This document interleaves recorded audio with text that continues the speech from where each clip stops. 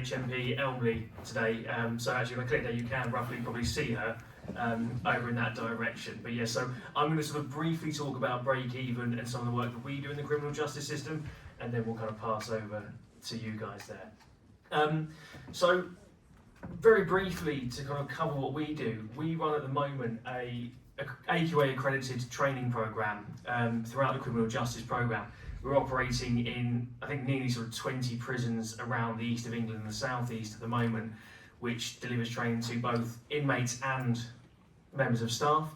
And the whole purpose of this training is to allow people to, well, put the points up there, to understand the various different types of gambling. The fact that gambling isn't always financial, it's that idea of staking something of value. Within prisons, it's not always going to be cash, it's going to be other things, it's going to be vapes, food, whatever it might be, it could even be favours, as long as it's something of value. So thinking about the different types of gambling that go on, particularly within the prison system.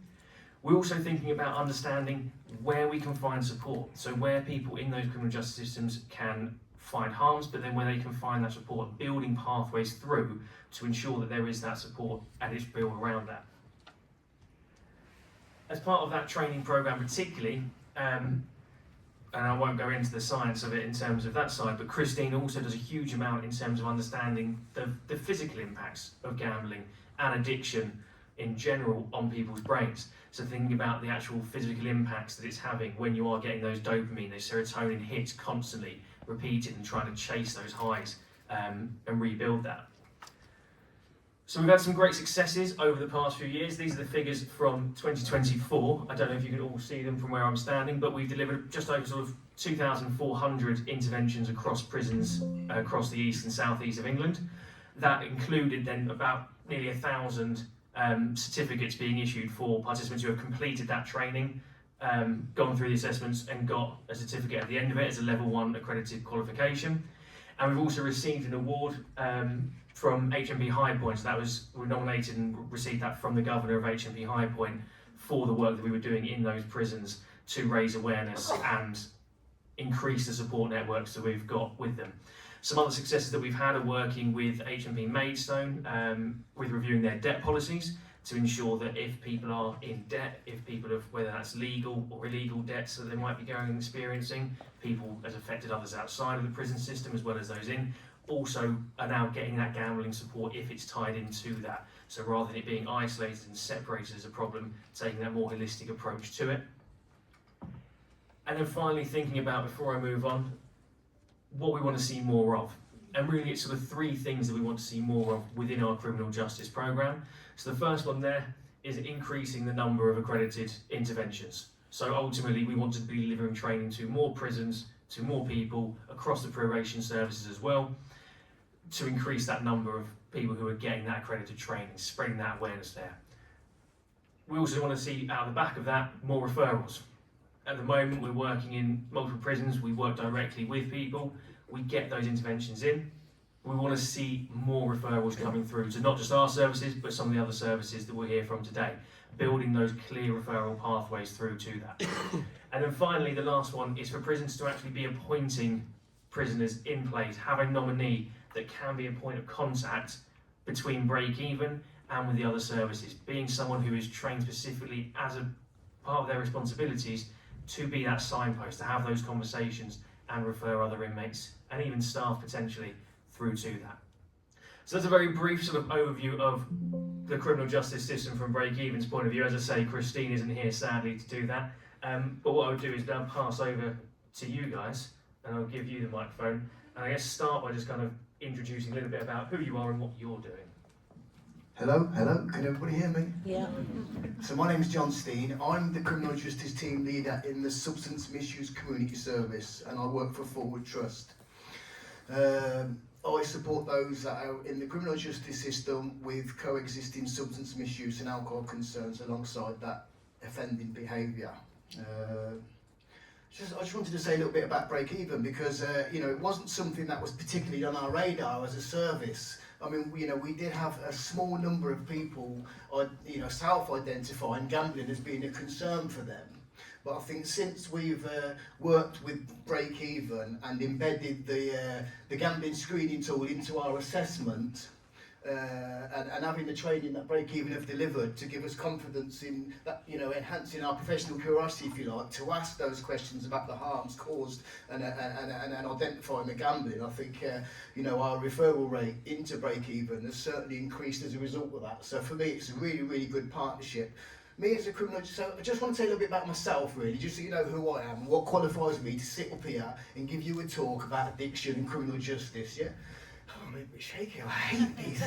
You're doing great. Yeah. Why am I here? Do you know what? I hate public speaking, but it's something You're doing very well. I face it because, you know, it helps me grow as a person.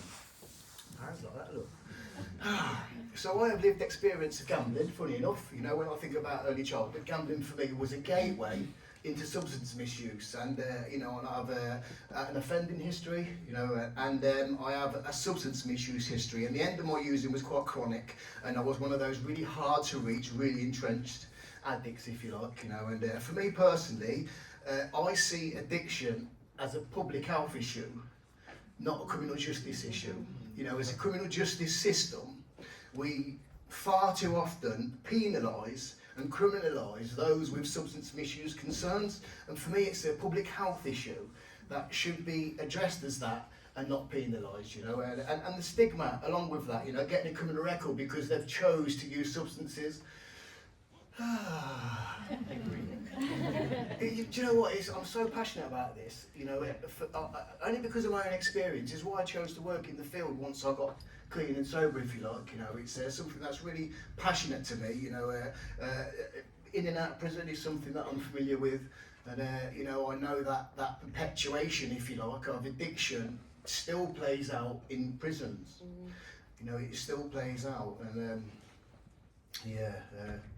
what do we currently do as a service? You know, we work in conjunction with the police, in partnership with the police, the prisons and the probation service and the courts. You know, we're quite fortunate in Southend that we as a service, as substance misuse specialists, get to determine if somebody's suitable for a community order as opposed to custody, you know, based on their offending. And, you know, one of the issues I also see with that, although that's great and we do support many people, people are still penalised for their substance misuse. And for me, addiction services should be collaborative with the service user and what's the word I'm looking for? Based on motivation. So people access service because they want support. The criminal justice system are kind of forcing people into that process. You know, they're making people access that treatment, and you know, in some scenarios that's not necessarily a successful outcome, although people have been forced into treatment and have turned it around. You know, just some of the things I'd like to see change in the whole addiction field, if you like, in addiction services, is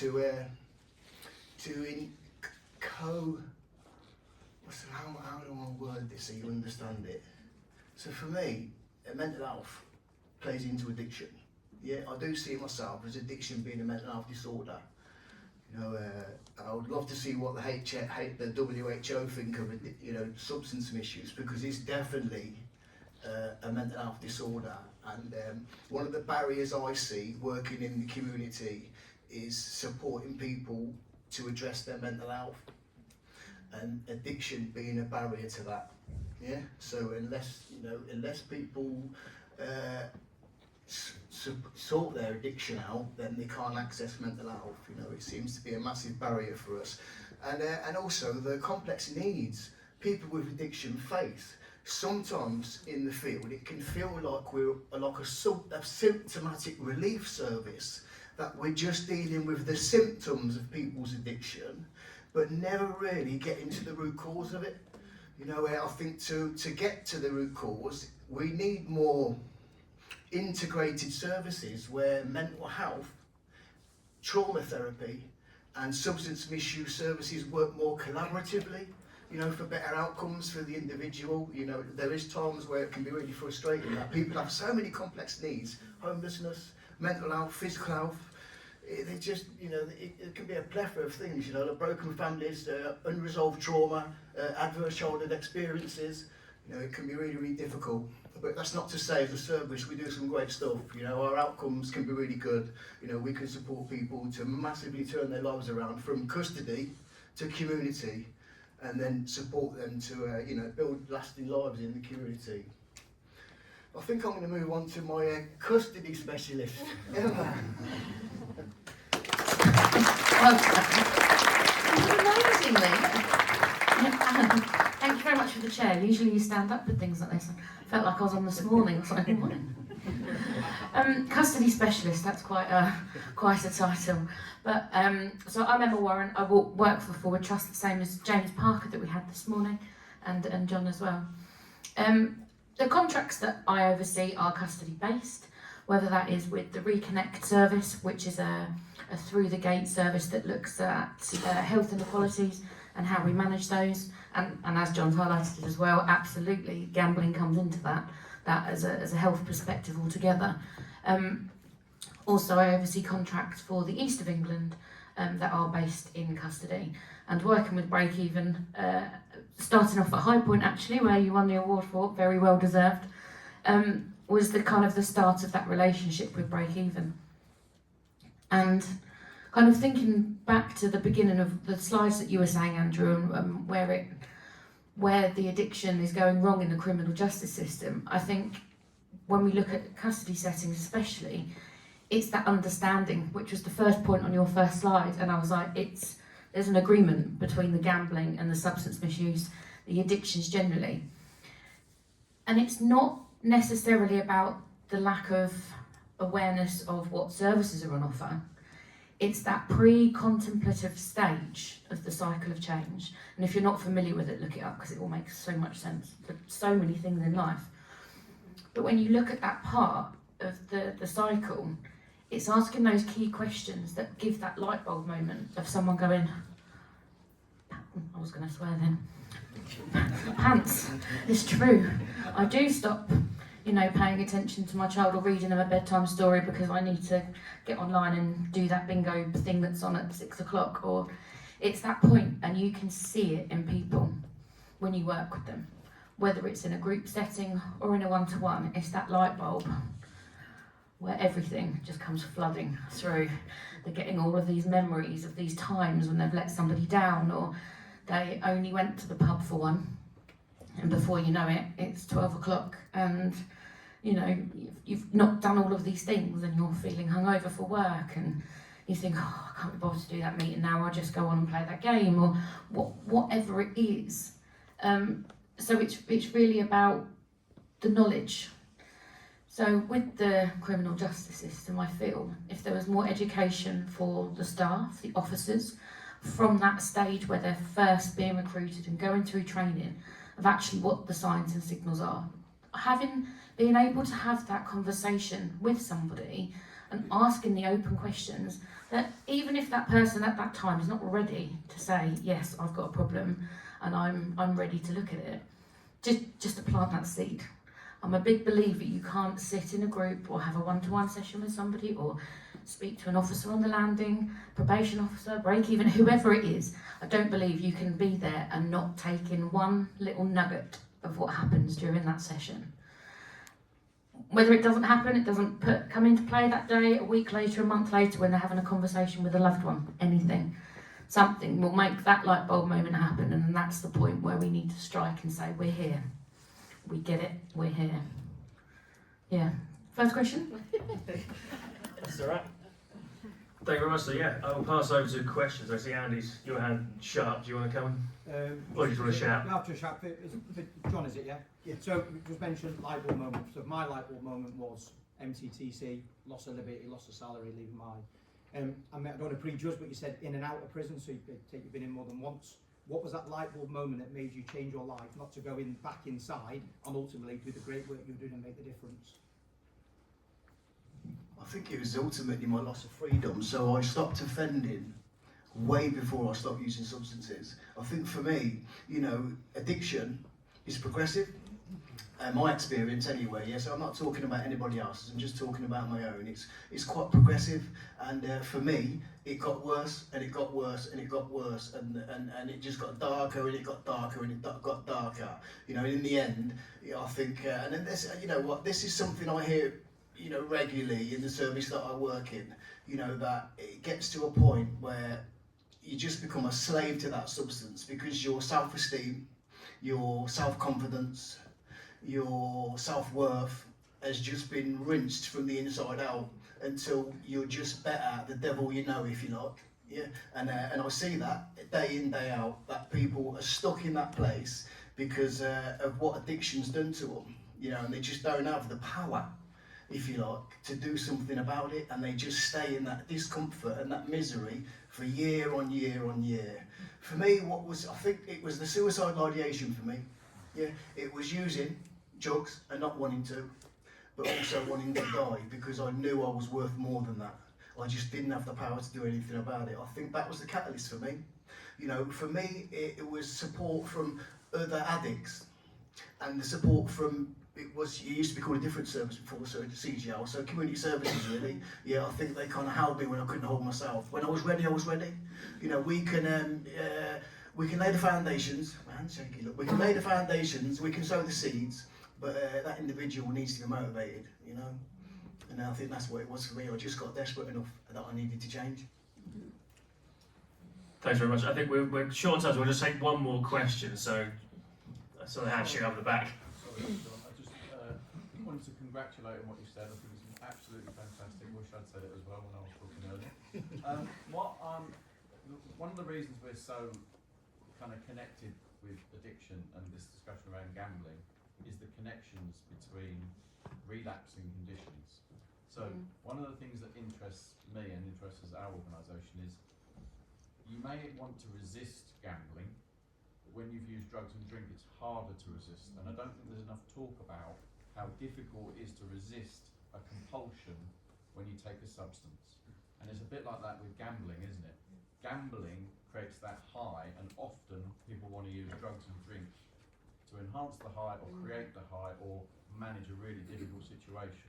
So I just wanted, have you had that experience working with clients, that connection between gambling and addiction? Yeah, I'll just take that one. I'll add in after you. It's all right. I have. I had one client who was he was online gaming, you know, and he used substances as well, you know. And I think for me, supporting him, his online gaming was more harmful than his substance misuse. And he was quite chronic, you know. He used really, really hard substances, and he was dependent. But I think, you know, what I saw over the time supporting him, and he was a break-even referral, mind you. What I saw was he got more of a high from the big wins and more of a low from the losses. Yeah, and you know, it consumed him. He'd come in and go, oh, well, I won 9 grand, I won 9 grand. You know, it's so harmful, you know, because what it done with the money that he earned from gambling, he just spent on using more substances and put himself at more risk.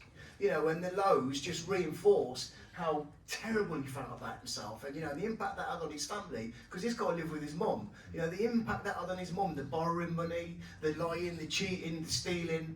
You know, it was, yeah. So hope that answers it. Absolutely. And just to kind of add on to that, you just reminded me, James, of kind of an innovation that's happening at the moment at HMP Aylesbury that I'm in talks with Christine about getting her involved. They've got a really novel way that's proving to be successful, but it's not been going on quite long enough to be able to have any facts and figures of success to share. But the prison as a general are looking at addictions and that behaviour, but looking at not in a punishment way.